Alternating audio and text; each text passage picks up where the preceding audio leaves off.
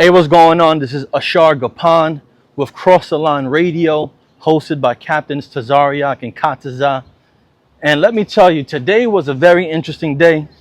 I got to go sit in on the Sean P. Diddy Combs trial. Nope, I didn't see Diddy himself. Nope, I didn't get to see Cassie herself. And Kanye was not there today. But from what I was able to witness and see, man, this story is getting crazier and crazier. It's like a Steven Spielberg movie. Check it out.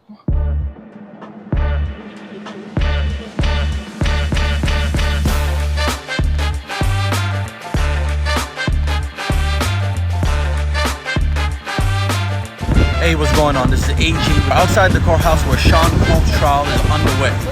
I'm working to get inside and see it for myself, so you don't just have to hear about it, you can experience it.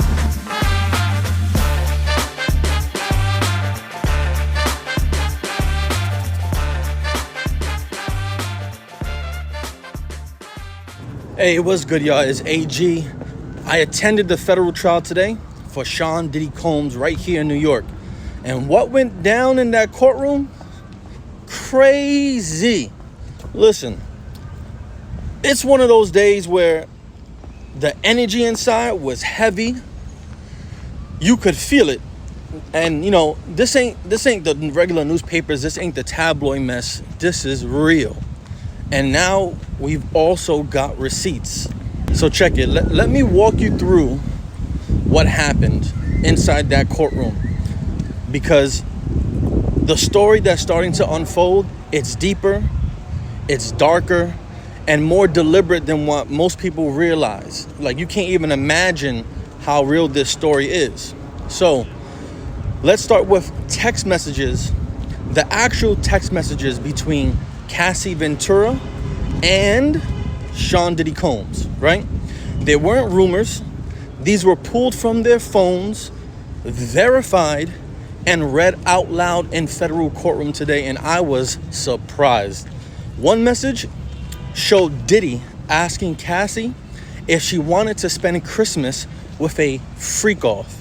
Now, by now, we should all know what these freak-offs are. And if you don't know, that's what they called their drug-fueled group sex sessions. These weren't parties. These were drug-fueled sex sessions. Orchestrated events, planned, deliberately, meticulously controlled. And Cassie, her reply was, "Wish we could have FO'd before you left." From the outside, that might seem casual or nothing too crazy, like something between two consenting adults.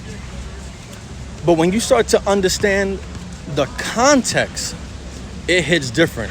Because these weren't just private, intimate moments between Cassie and Sean Combs.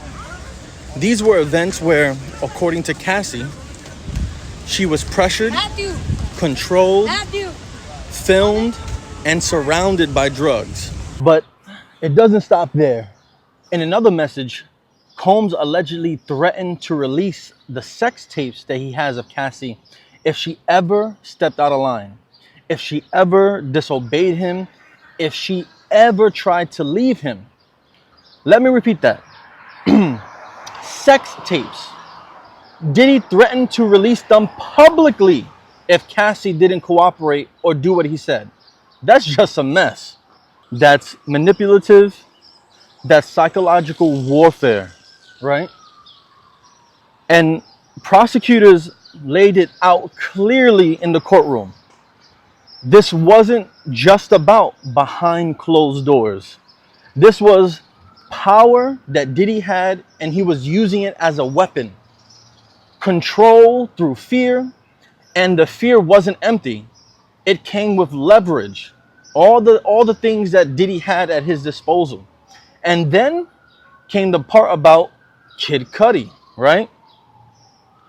Court records show that after Diddy found out Cassie started dating Kid Cudi, he allegedly demanded $20,000 from her. And once again, He did that by threatening to leak the sex tapes he has of her. Yo, listen, that's extortion. Now, let's pivot to more of the logistics, because the prosecution didn't stop with the messages. They showed travel receipts, flight bookings, hotel records, all paid for by Bad Boy Entertainment, Diddy's company. And that's his own company, that they showed, that they proved that these were being paid by that company. This wasn't spontaneous. This was coordinated. And in one case, right, Cassie was booked under a fake name, under an alias by Janet Clark 408, a fake name. You only use fake names when you're hiding something. But then we heard a name that caught the entire courtroom's attention. And that name was Guido. That's how I pronounce it, Guido. In several messages between Diddy staff, this guy Guido gets brought up pretty often. You probably haven't heard the name in the headlines in the newspapers, but in the courtroom, it was very clear. Guido was the drug supplier for Diddy. He brought Molly, ketamine, Adderall, Xanax, everything Diddy and his circle of friends, whatever they needed to fuel these freak-offs, Guido was the one to supply it, right? One message asked for $700 for Guido as payment. Another showed a request for 15 Molly pills approved directly by Diddy in text message. But maybe the most detailing, Diddy allegedly told his assistant, right, don't put that in writing. I could understand why. And when someone says that, they know what they're doing is illegal. It's just common sense. You don't want that information being, you don't want that information getting out, right? So let's zoom out for a second. The government's case is starting to take shape as a criminal enterprise that Diddy was running. That's the word they're building towards, a criminal enterprise, right? This wasn't just a toxic relationship between Diddy and Cassie. This wasn't just drug use, right? This was a system. Women being moved across state lines, events being set up and funded by Bad Boy Entertainment, Diddy's company, drugs being distributed and covered up, coercion, blackmail, aliases, and silence, right? The criminal enterprise that the government is trying to put against Diddy. It's bigger than just Diddy and Cassie. This is about structure, money, and power being abused over time. Now for Diddy, his legal team, right? They're pushing back against the government very hard. They're trying to say that Cassie was a willing participant, and they're pointing to the messages that sound flirty, loving, caring. They're saying she stayed in this relationship with Diddy willingly. But when there's money, fame, control, and threats to your safety and image, how much of that participation is actually free, right? This is something to consider going on with this case. Cassie is not just an ex of Diddy. She's someone who says she was recorded, she was drugged, she was isolated and controlled. And today, her story was backed up with hard proof, right? The testimonies, the text messages, the audios, right? That's not bitterness. That's not regret. That's someone who finally got the chance to be heard, when most people in these situations don't get that opportunity.